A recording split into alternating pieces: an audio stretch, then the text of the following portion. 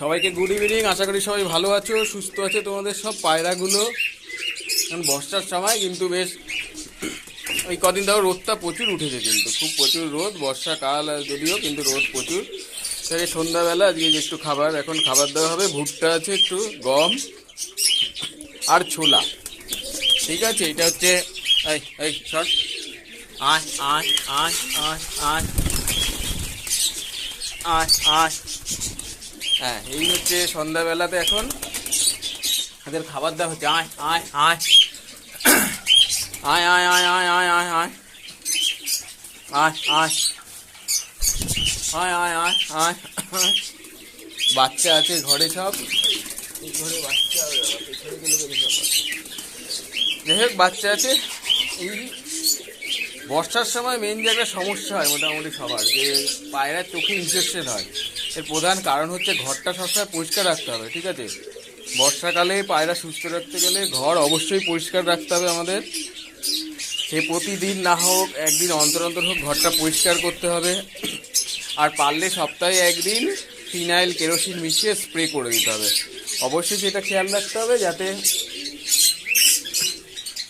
তোমাকে খাবারে বা জলের পাত্রে না পড়ে, বা ওদের চোখে গায়ে না পড়ে। ঠিক আছে, ফিনাইল আর লেখা ফিনাইল আর হচ্ছে গিয়ে তোমার কেরোসিন তেল, এগুলো সপ্তাহে একদিন করে স্প্রে করে দিতে হবে বর্ষার সময়। তাহলে কি হবে, এই বর্ষাকালে কি হয়, ড্যাম ওয়েদার থাকে, জার্মসের প্রাদুর্ভাবটা বেশি ঘটে,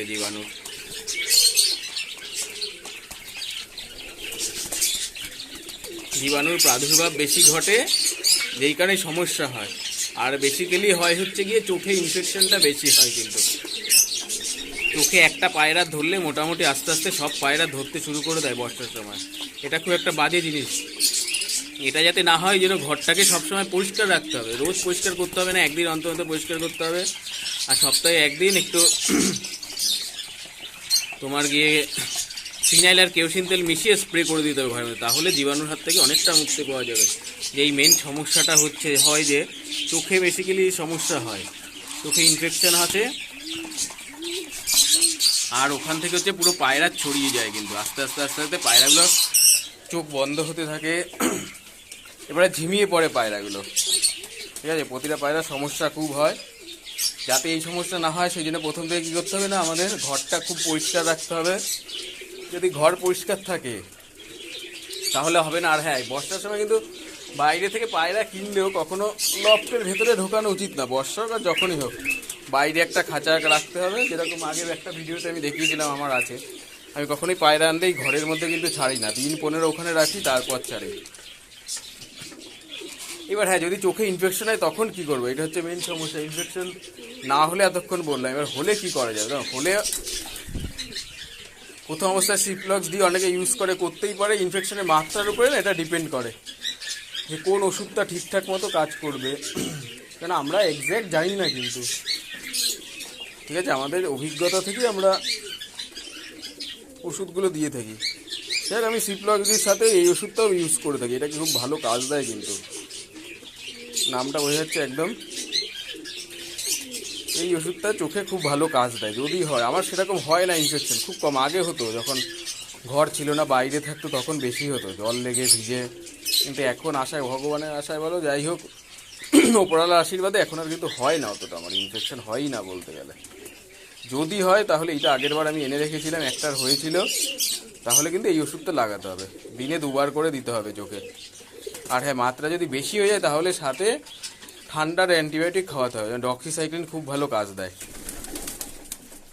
ঠিক আছে, ডক্স এসএল হোক বা ডক্সিসাইক্লিন গ্রুপের যে অ্যান্টিবায়োটিক আছে সেইটা সাথে খাওয়াতে হবে। সপ্তাহে হচ্ছে গিয়ে রোজ 2 বার করে, চোখে 2 বার করে এটা দিতে হবে। আর হচ্ছে গিয়ে তোমার ডক্সিসাইক্লিন যে আছে এই গ্রুপের অ্যান্টিবায়োটিক ইউজ করতে হবে। ব্র্যান্ড নেম ডক্স এক্সেল আছে, যে যেটা ইউজ করে থাকে। বেসিক্যালি ডক্স এক্সেল খুব ভালো কাজ দেয় এর ক্ষেত্রে। ঠিক আছে, এই ওষুধটা ভেটেরিনারি শপে পেয়ে যাবে, কোনো সমস্যা নেই। ওষুধটা কিন্তু খুব ভালো ওষুধ, এইটুখানেই বলতে পারি। এইটা খুব ভালো ওষুধ, ভালো কাজ দেয়।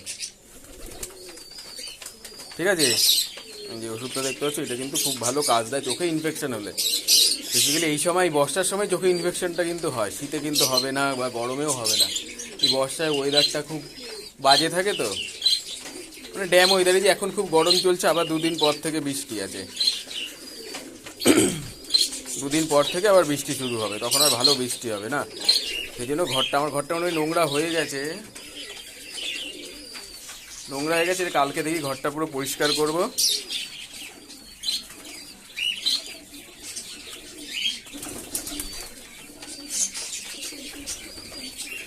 কালকে পরিষ্কার করতে হবে, ঘরগুলো খুব অবস্থা খারাপ। ঠিক আছে, যদি এই ওষুধটা ইউজ করা যায় তাহলে ভালো কাজ দেয়, এটা ইউজ করে দেখতে পারো। ঠিক আছে, এই বর্ষার সময় যে চোখে ইনফেকশন, এটা কিন্তু মারাত্মক, সবাই অনেকেই ভোগে।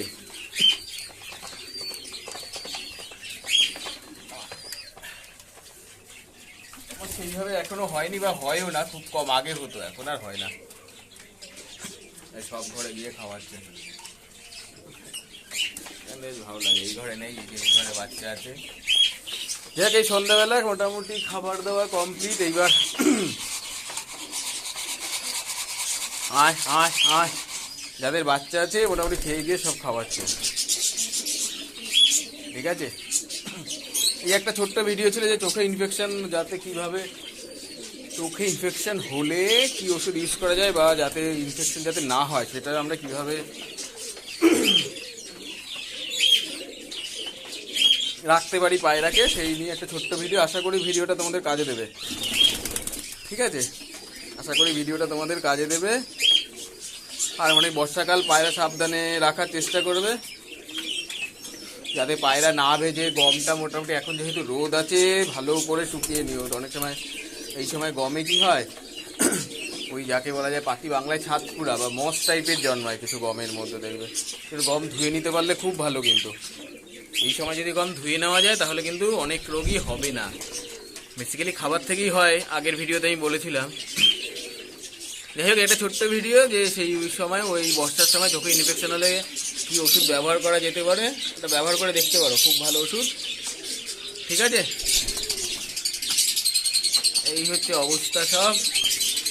চলো আজকের মতো এতটুকু, আবার অন্যদিন আসছি আরেকটা নতুন কোনো ভিডিও নিই। ঠিক আছে, চলো টাটা।